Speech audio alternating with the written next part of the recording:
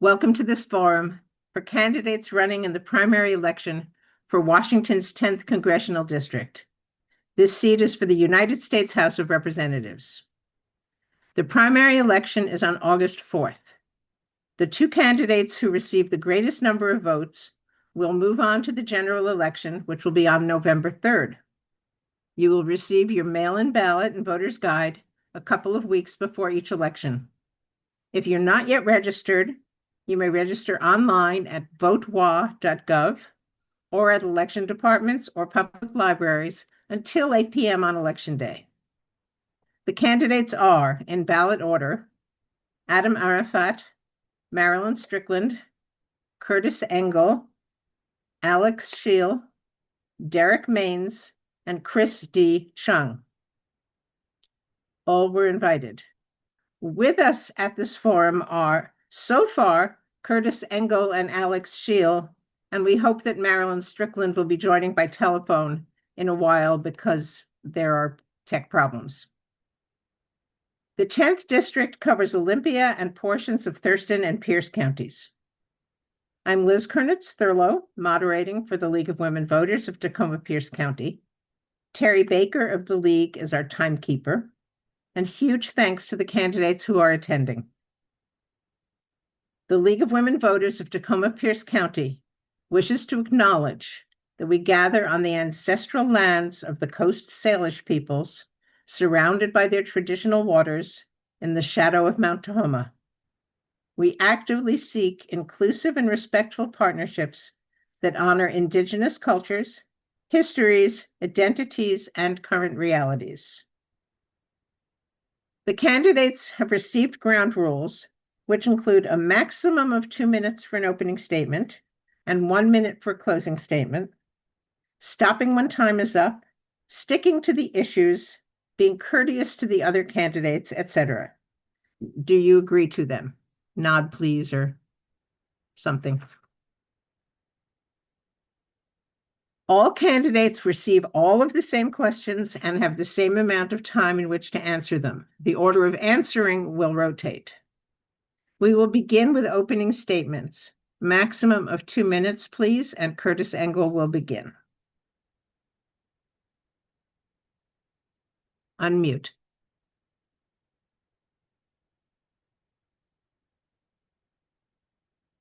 There. Yeah. Unmuted and finally free to talk. I really appreciate the opportunity to communicate with a few of the voters, and I think we're in a lot of trouble, more trouble than we've been in about 250 years. We have a Republican Party that has come to resemble the Russians in almost every detail. We've got bigotry, we got aggressive religion, we got rich people who don't want to pay tax, we got people who want a king, and now, just to make things worse, Ben Netanyahu has come up with a brilliant plan to make up for the fact that 60% of American voters are ready to end our alliance with our only remaining ally. He's decided that, and the Congress is going along with, Israel should sit on top of the United States military and our spy organizations and run them from now on. If you're not alarmed by that, you should think it over. And I'm done talking, because if I said more, I'd be saying less. Thank you. Alex Scheel. Hello, I'm Alex Scheel. Thank you to the League of Women Voters for having us tonight. I really appreciate all the work you do to protect our democracy. I'm an anti-war combat veteran running to end the genocide in Palestine and the war in Iran and bring the money that we spend on these wars home for healthcare, for housing and affordability. I've lived in the district since 2008, all the way from Olympia up to Tacoma, and I currently reside in Tacoma. I deployed to Iraq and Afghanistan while in the Army as a human intelligence collector. When I got out, I joined the craft beer industry in our wonderful state. I went to school at the Evergreen State College, where I studied sustainable agriculture and political science. I was proud to be a Teamster and a USCW shop steward in my craft beer career. I've been a precinct committee officer in the 27th Legislative District twice. I'm really proud is for the last 8 years, I've been a housing justice organizer for the Tacoma and Pierce County Democratic Socialists of America. and an anti-war organizer in About Face Veterans Against the War. We've had 50 years of neoliberal rule in this country where they've privatized, sold off our institutions, and deregulate and let the market decide how our resources are spent. I think America is ready for a new economic model, a new political model where the people get a say in what they want and what they need and how our tax dollars are used and what it's spent on. They don't want war. They want housing. They want healthcare. They want to do anything to help this affordability crisis. And I want to be the candidate to bring that to Washington's 10th Congressional District. I hope I get to earn your vote. Thank you once again for the League of Women Voters. Appreciate this time. Thank you both. And someone will let me know if and when Marilyn manages to join, right? Right. Okay, so we move to questions. If you have a question that you would like to have asked of these candidates, you may text it to 425-765-5388. That showing? There you go. Looks good, ma'am. And if we can get to them, we will. So, first question. And Alex Scheel will answer it first. Global warming, climate change. What does Congress need to do to keep this from worsening and help mitigate the changes? Alex Scheel. Thanks. Great I'm sorry, it's question. Alex Scheel first. Great question. Climate change is an existential threat to not only America, but like the whole world. We're already seeing crop failures. We're seeing heat waves. We're seeing really, really nasty stuff. You know, it's not something in the future. It's something we're living through right now. I think the first thing and one of the most impactful things that Congress could do is pass the Green New Deal, which would drastically move us away from fossil fuels and move us to renewable energy, and at the same time creating thousands of jobs in these new sectors for people. I studied sustainable agriculture. I know the effects of climate change on our crops. There's going to be massive crop failures throughout the world, and that's not only going to lead to thousands, if not millions of dead people, it's going to lead to crazy food prices here in the United States. So we also need to pass a farm bill that supports our farmers, especially small local farmers, to do that. So number one priority is passing the Green New Deal. Thank you. Kurtis Engle. There are two ways forward. We can either bulldoze over the Republicans and actually save our planet, or we can wait for the Thwaites, I hope I pronounced that right, the Thwaites ice shelf to break up and then the Thwaites glacier to plow into the ocean, which will immediately and suddenly raise ocean levels in a way that even the Republicans will be unable to avoid noticing. At that point, terror will overcome their hubris, and we will no longer experience resistance from the Republicans. Thank you. Okay. There is much talk of voting rights, voter ID, and Liz? stopping. Yes, Marilyn is here. thank you. Marilyn, can you see the timing? I cannot see the timing, but I'm good at keeping it brief, so I will do just that. Do you want me to tell you when you have 30 seconds? Yeah, just put your hand up. That'll be perfect. Okay, and we are doing 90 seconds on questions unless I tell you otherwise. Okay. So, okay, we're just about to do question 2, and you will answer it third, and from then on, everything's very strange tonight. So welcome. Thank you. Thanks for having me. There's much talk of voting rights, voter ID, and stopping mail voting. As we all know, Washington is an all-mail voting state, and a mailed ballot, if postmarked by Election Day, may arrive up to 21 days late, which seems weird, but anyway.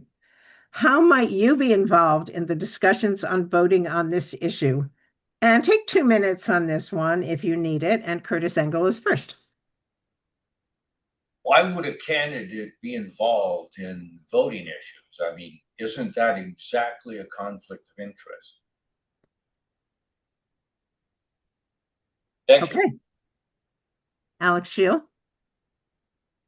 Yeah, I support the full enfranchisement of every adult American in this country. The first thing we need to do is get rid of the Postmaster General. Hopefully, with a Democratic president, that could happen. Didn't happen under Biden, which is a shame.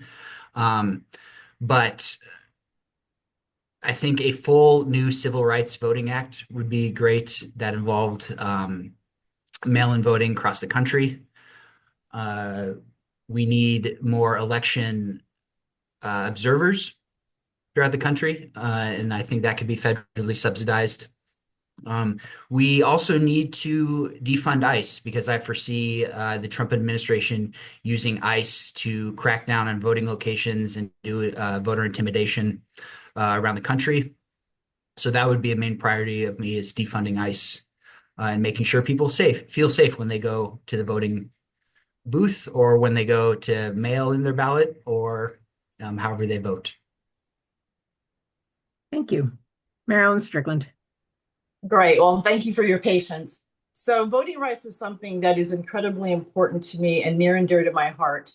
And here are some things that Congress can do, especially on the heels of the recent Supreme Court decision, which actually did say that you can accept mail-in ballots that arrive up to 5 days. And this was a lawsuit that was done by Mississippi.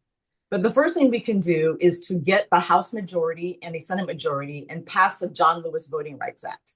This is one of the most comprehensive voter protection bills that has come forward.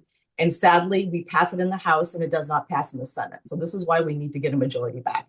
On top of that, I think it's very important. I completely agree with Alex about understanding that this president's desire to hire more ICE agents isn't just about immigration. It is about voter intimidation. And we have examples already in different states where they're trying to use officials to go in there and intimidate voters, make them scared, and make people not want to show up. And so making sure that we are not funding ICE. Every Democrat recently voted against the desire to fund ICE again because they already have $80 billion from the big ugly bill. And also just helping voters be more aware. We cannot wait till the last minute, right? 1/3 of the voters in the United States actually use mail-in voting. So it's a very convenient way for people to participate. And mail-in voting does not favor one party over the other. It makes it easier for people who may not be mobile, who want to participate, who have to work different shifts. But I would say this too. I would like to make Election Day in November a national holiday. Make it as easy as possible. Because contrary to what some people are saying, the United States does not have a voter fraud problem. We have a voter participation problem. Make it easier, make it more accessible, and make sure that all of our votes will count. Thank you. Okay, Alex Scheel will be first on the next question. The SAVE Act would require proof of citizenship in order to register to vote. Where do you stand on this and why? And max 90 seconds, please, Terry. Yeah, this is an easy question. I think this is a voter suppression bill. We don't have a history of real voter fraud in this country. It's a made up right-wing talking point. Like we just discussed, we would do everything we can to expand voting. Also, the SAVE Act it's about government spying on its citizens too and tracking them, making sure they have the proper ID to go, cross country or whatever. But in general, I'm against the SAVE Act. I'm very opposed to it. And we should expand and make it easier for voters to get to the polls or to get their ballot in. Thank you. Thank you. Marilyn Strickland. Thank you. I also oppose the SAVE Act, and on its face, it sounds reasonable, right? Well, we should show our ID to vote. It is illegal for people who are undocumented to vote already. In addition to that, the president desperately wants the SAVE Act to pass for a few reasons. Number one, if you are a woman who got married and you took your husband's name and your married name doesn't match some ID that you have, it will keep you from voting. A lot of people in the United States do not have passports, and that is considered an acceptable form of ID. That's what's odd about that too, is that you have some hardcore GOP and the president trying to say you should have a passport. most of their own voters don't have passports. In addition to that, this is another example of voter suppression. They say they want to make it easier to vote, but it makes it harder. And here's how this president is weaponizing this bill. We just passed the 21st Century Housing Bill on a bipartisan manner in both chambers. He wants to attach the SAVE Act to that and says he won't sign it. Luckily, we can still make it pass.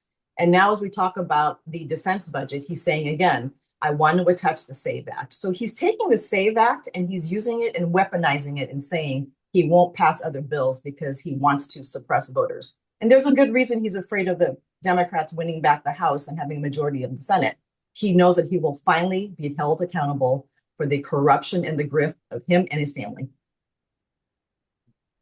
Thank you. Kurtis Engle. The person that you would have to prove that you can vote to is the person that doesn't want you voting. And suppose you just don't convince him. What are you going to do? Really? This is about putting you in front of some guy who you have to get past before you're an American citizen who has the franchise. If you don't get past the redneck, you lose. This is about putting a redneck between you and your vote. And the reason we need that guy there is because the redneck doesn't trust you. Now, that redneck probably doesn't understand how the state of Washington manages to send out millions of ballots every time they have a chance and get them all in the right mailbox every single time.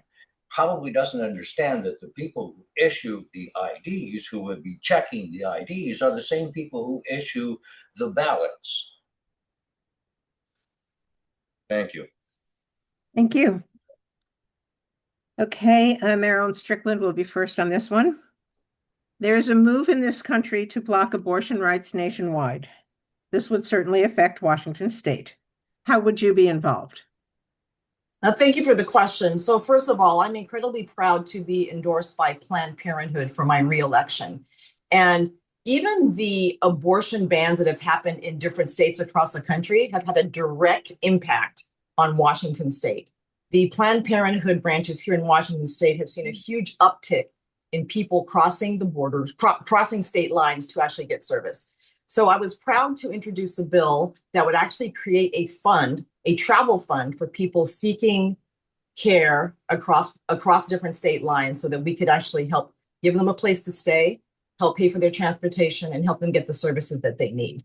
But in addition to that, we just have to make sure that we are letting people know that reproductive health decisions should be private between a doctor and a patient.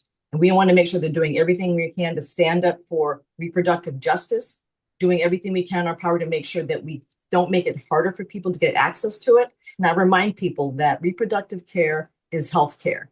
In addition to that, it's also an economic issue for a lot of families. So as they think about family planning, they may or may not want to have a child. And I want to say something very important here.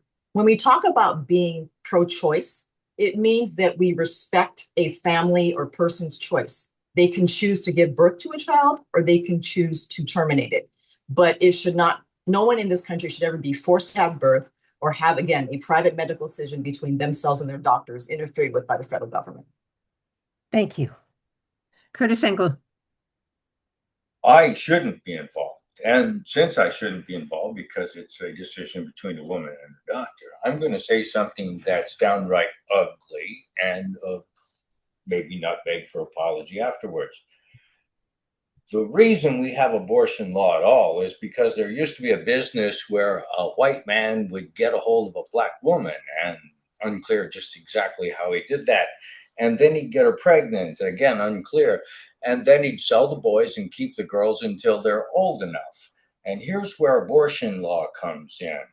Anyone who interferes with this white man's business goes to prison very quickly. That's where abortion law comes from. And that's where it should stay. It's not meant for free people. Thank you. Thank you. Alex Scheel. So abortion is healthcare, straight up. I believe in bodily autonomy for every individual. I believe that the government shouldn't be involved in that decision. I've had previous relationships where my partner had an abortion. I've been. Sorry, Kurt. You're I'm sorry. I apologize. Thank you. no problem. Yeah, I believe abortion is healthcare, and everyone should have access to it. I believe that we should pass Medicare for all, so everyone should have access to good, safe abortions if they so choose, and other reproductive medical care. I think it's really important that we recognize that Democrats in the past, corporate Democrats, have had the ability to codify Roe versus Wade, and they never did, because I think they fundraise off of it. It's a very important topic, and they raise a lot of money on it. So I believe in electing people like me, Democratic socialists, who will go in and pass this and not just raise money, but make sure that all people have access to this life-saving, life-changing healthcare that they deserve and should have. Thank you. Okay, Kurtis Engle answers the next one first. 90 seconds max. What special skills, knowledge, and areas of expertise do you have to help serve this district and this state? Well, I do have a lot of experience in getting the wrong end of the stick. Being on the wrong end of adversary is educational. The thing I'd like to point out, though, for the education of the viewers, is that we could herd cats for a decade with bullwhips and never accomplish a single thing, because that's not the objective.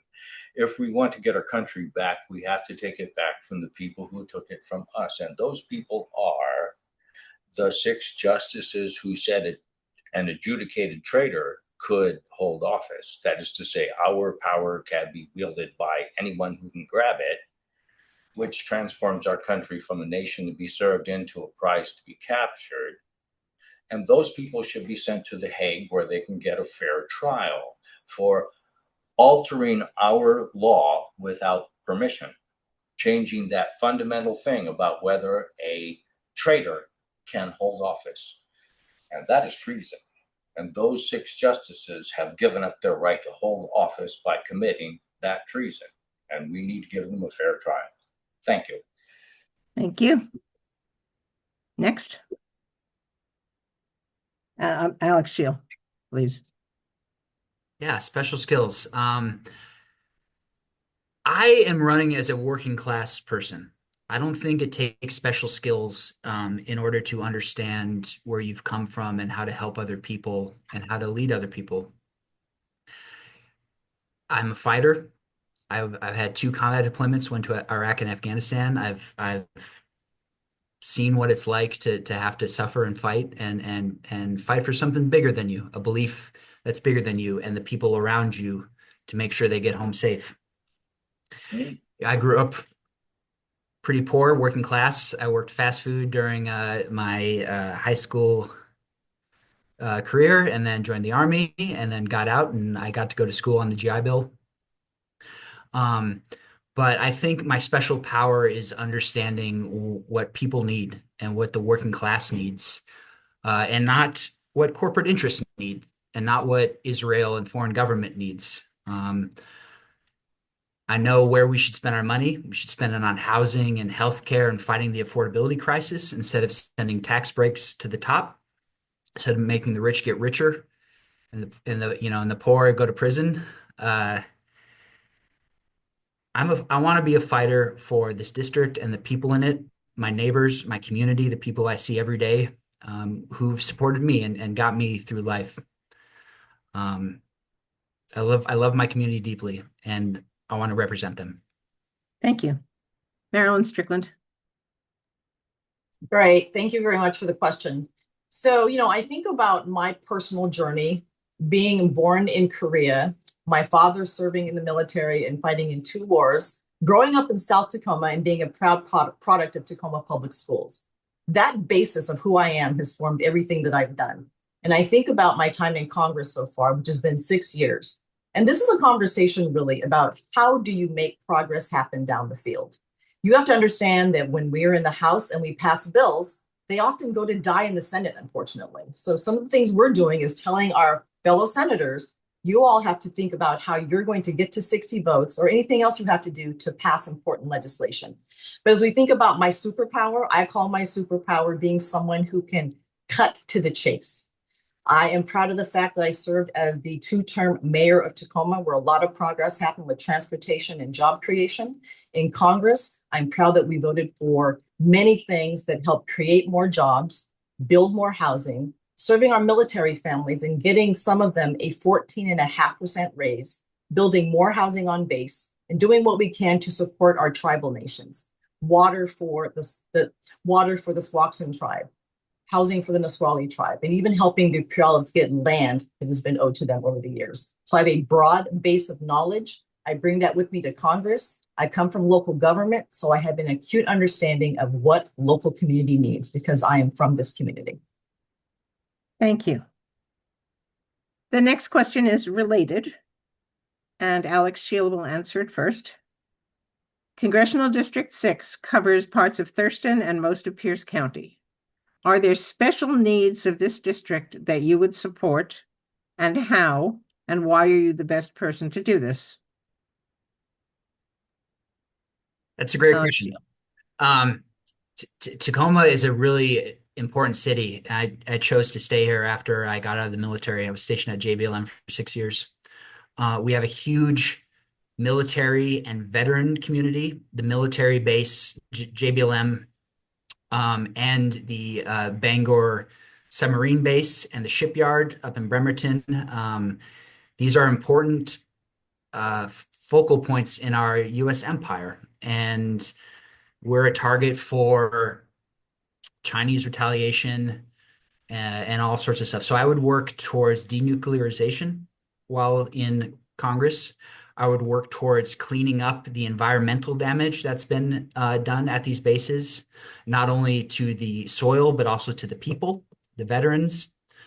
I would work to strengthen our ties to the rest of the world. A lot of shipping comes through this place. I've got ties to the longshoremen here. I hear every day from them what's coming in and out of the port. And we're a growing place still. Housing prices are still crazy. So I would do everything I can to work with the other congresswomen to make sure that this is a place that you would want to come and stay and live in, just like I chose to stay here. Thank you. Kurtis Engle. You're muted.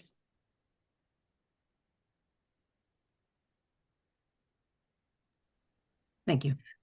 Thank you, ma'am. I'm caught flat-footed by the question. I have no answer to it, but I do have a couple of moments, and so I'd like to use them to point out that if China were to attack the United States, they'd be very tempted to take the Puget Sound region as an opening gambit. If they were going to Pearl Harbor us, bringing in 2 or 3 or even 400,000 or 500,000 troops on container ships would be as simple as the Greeks got into Troy on their wooden horse. Everyone has read about the Trojan horse, including the Chinese, and they come here every day. If they were to do that, we'd suddenly have an army in our face. And there'd be one of two facts true. Either our weapons would be in the National Guard armories where we could access them, or they would be in Arizona where Pacific Northwest weather wouldn't harm them, and they wouldn't do us any good whatsoever. And I'm just curious as to where our M16s are. Are they in Arizona where they're safe from our weather, or are they in Western Washington where we can get them if we need them? Thank you. Thank you. Marilyn Strickland will answer first. Washington State and CD10 have many active Native tribes. How will you work to support and include them? Thank you for the question. I am very proud of my track record of supporting our tribal nations, the Nisquallies, the Puyallup, the Squaxins, and the Chehalis tribes. I actually just visited the Chehalis tribe a few weeks ago to talk about their fish hatchery. I'm very proud to have put forward a resolution that would allow the Nisqually tribe to actually own the property that they have where they have their fish hatchery. Right now, they are not eligible for BIA funds, the Bureau of Indian Affairs funds, because they do not own the hatchery. In addition to that, we know that Nisqually is growing, and I help secure funding to help them grow their housing. The Squaxin tribe wants to expand housing, but they need infrastructure for water. So we secured funding for them to do that. And as we think about the Puyallup tribe of Indians, they have such a broad economic base right now. Yes, they're in gaming. Yes, they have gas stations, but now they own a restaurant on the waterfront. They're using float planes, and they've redone their casino. And so being fully aware of the vast economic needs of our tribal nations is incredibly important. I have that track record, and I'm proud of it, and I will continue to work with our tribal nations. Thank you. I'm sorry, I've just gotten very lost here. Kurtis Engle, please. May I please be refreshed as to the question? I'm sorry. I did it again, didn't I? May I please hear the question again? Thank you. Yes. Washington State and CD10 have many active Native tribes. How will you work to support and include them? I believe that the tribes should have a greater role in our state and our nation. I mean, they are the original nations. They are actual nations, not just toy nations, like some people like to think of them. They should have a greater role in our legislature. They have their own legislatures, of course, they're independent nations. But when do we hear from them?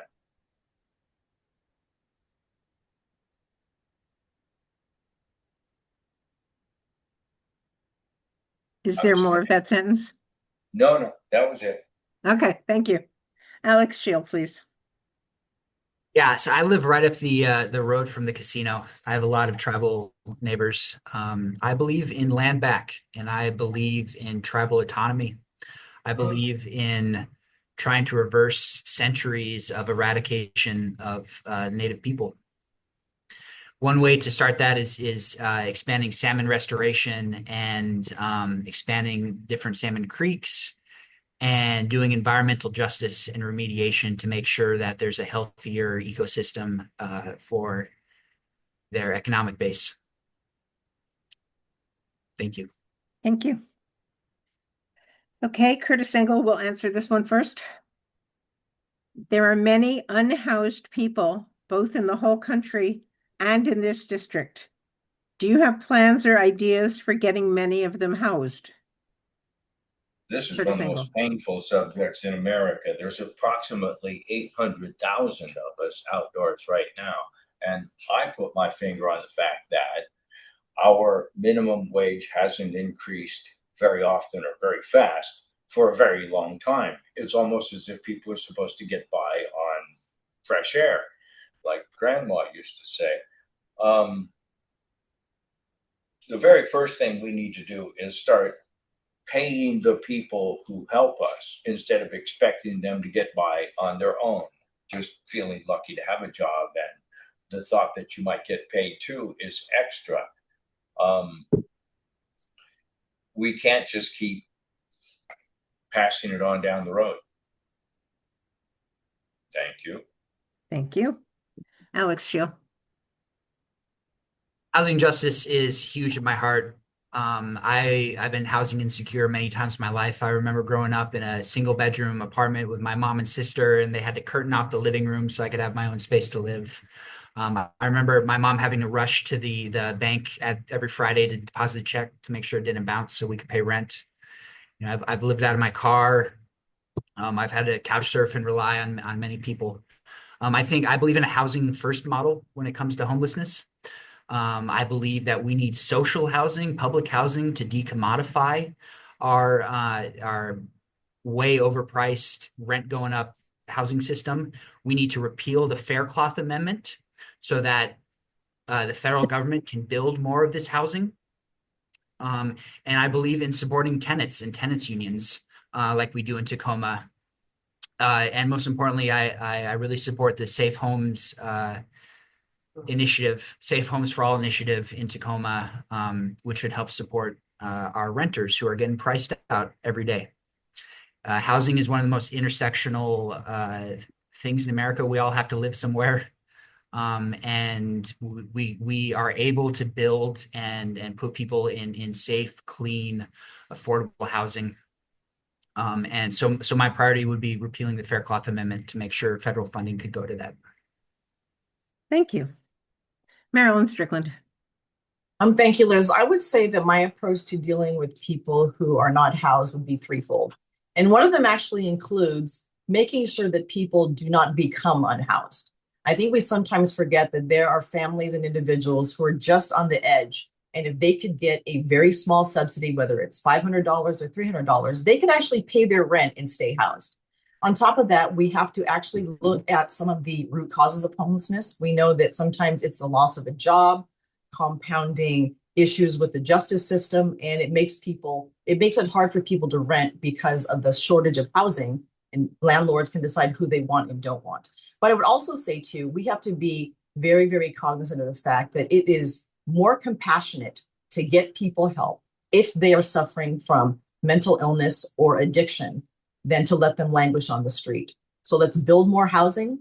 Let's build more social housing. But also, too, let's think about how we consider housing in the 21st century. Dormitory-style housing can be very, very positive for senior citizens. They have a shared social space. They can share a kitchen.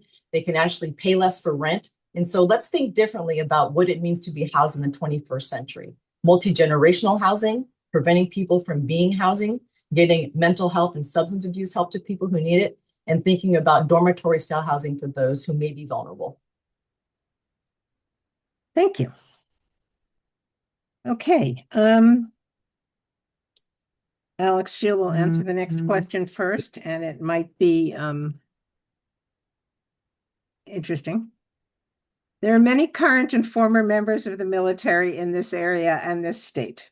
Are there ways in which this would affect your congressional agenda? Absolutely. What a great question. Being in the Army was such a foundational experience in my life. Going to Iraq and Afghanistan and being very radicalized by what we did over there and the pain and suffering we afflicted and was inflicted on us and brought back. Veterans' mental health is paramount to me. I lost my best friend who I was in Iraq and Afghanistan with 2 years ago to suicide. So I'm very much aware of, not only my own experience, but my friends. I think the universal programs that help everyone can help veterans. So housing, healthcare, all this sort of stuff would help them.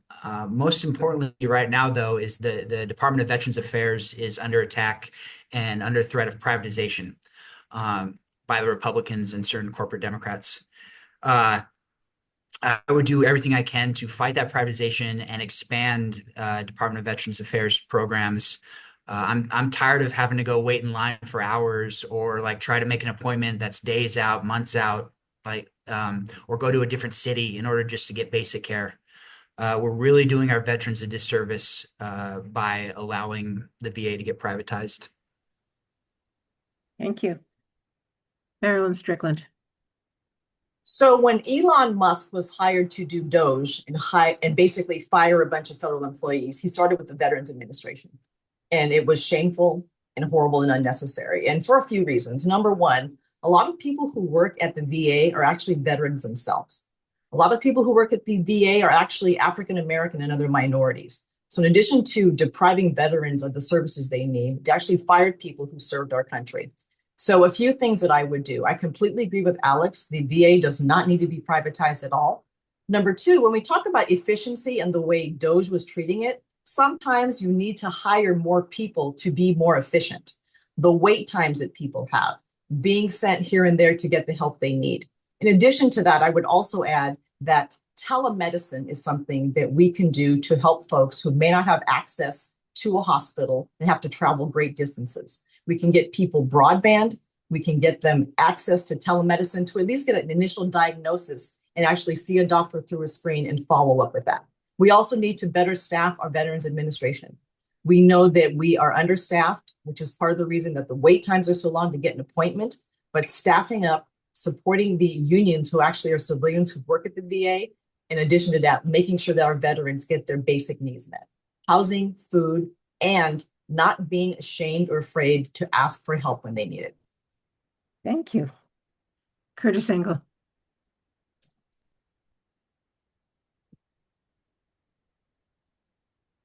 Kurtis Engle, you're muted if you're going to answer. I beg your pardon. I'm just trying not to step on my fellows. I'm going to scandalize everybody by mentioning that I'm in VA's first priority group, and I've never gotten anything out of VA except a fight, even over aspirin. And I'm open to the idea that veterans deserve Medicare for all, just like everyone else. Thank you. Thank you. Okay. This will be the last question. Marilyn Strickland will answer it first. Gun violence continues to be a problem in this country. Do you have thoughts or plans for helping to reduce this? Thank you for the question. So I'd say that there are a few things we can do to address gun violence, and one of them does not come up in conversation very often. A lot of the young people who get access to guns, and they're mostly young men, get stolen guns. And so how are we clamping down on them getting access to stolen guns? In addition to that, I think there is sometimes something that goes on with young men that we're not zeroing in on. I talked about this 6 years ago when I first ran for Congress, and I talked about the fact that our young men right now are struggling. There's a conversation about some of their mental health issues, but also a sense of belonging. And my husband is a 20-year educator, and he has told me firsthand some different stories about young men getting access to weapons. We also know that gun violence is one of the #1 causes of domestic violence death. Intimate partner death is very, very prevalent when you think about gun violence. So making sure that we are banning semi-automatic weapons, making sure that anyone who's been accused of domestic violence cannot get access to a gun, but also clamping down on people who are selling guns to minors. I think that's a very big opportunity to look at how they're getting guns, and then also to clamping down on how easy it is to get guns over the internet. Thank you. Kurtis Engle. Yes, I was attacked in the park outside my house a couple of years ago by what I take to be an off-duty police officer and his girlfriend who had a spotlight and a gun. And that was an interesting experience. It was also interesting the way that the police showed up at my house en masse and attacked me with a dog and tried to rip my damn arm out of its socket. And then took 12 days to give me my don't go blind medication while I'm sitting in jail waiting to talk to the judge, who rolled her eyes at my complaint about this abuse. Apparently it's considered normal around here for policemen to attack you in the park and then more policemen to attack you at your home.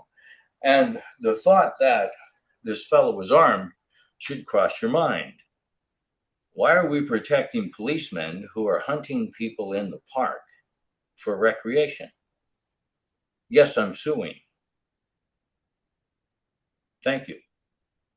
Thank you. Alex Scheel. I'm a strong supporter of the Second Amendment. I believe everyone has the right to defend themselves. We see, especially in poor and Black communities, other communities of color, that the police aren't always going to be there to protect you.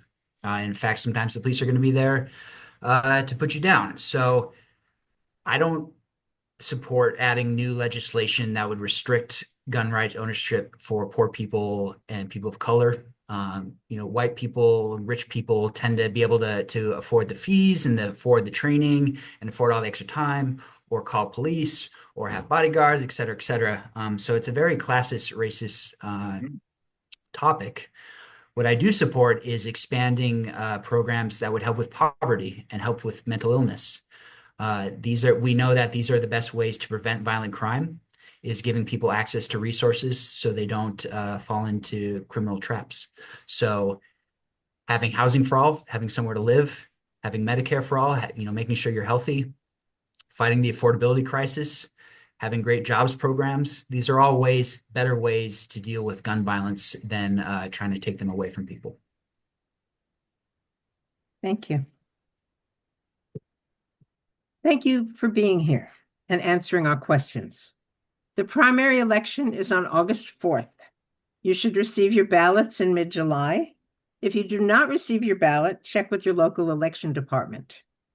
If you are not yet a registered voter, you may register at votewa.gov, at your election department, or at public libraries.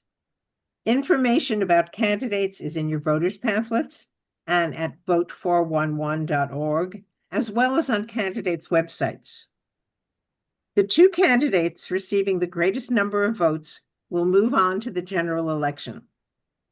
The candidates for Congressional District 10 who are with us today are, in reverse ballot order, Alex Scheel, Kurtis Engle, and Marilyn Strickland.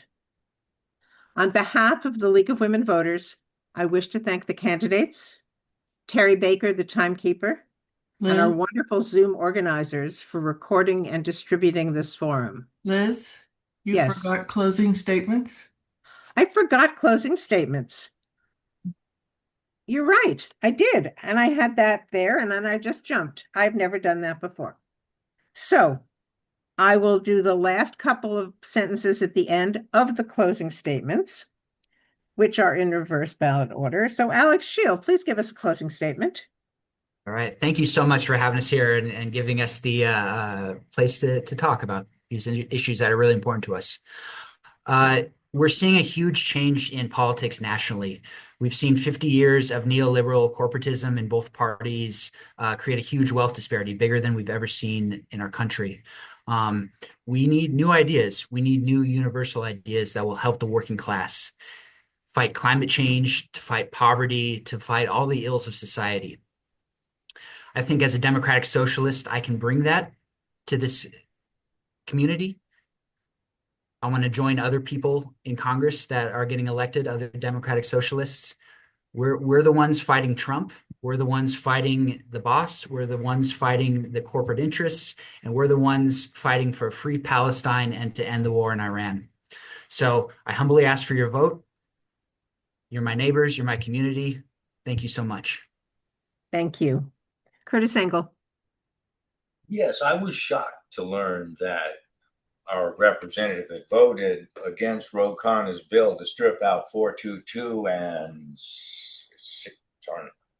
224 and 622 from our next year's defense authorization bill, which, and let's not try to undersell this, which would put Israel in the position to dictate what our spies tell us and what our military does. And that would essentially turn our country over to the Israelis, a completely different, if you'll excuse me, different country. I don't know that this happens very often. It's happening to us now. I'm shocked. I don't know that there's a bigger threat on our plate right now than the thought that Israel is going to be running our government from now on, because of next year's defense authorization bill, section 224 and 622. I'm shocked. I'm astonished. I'm terrified. Thank you. Thank you. Marilyn Strickland.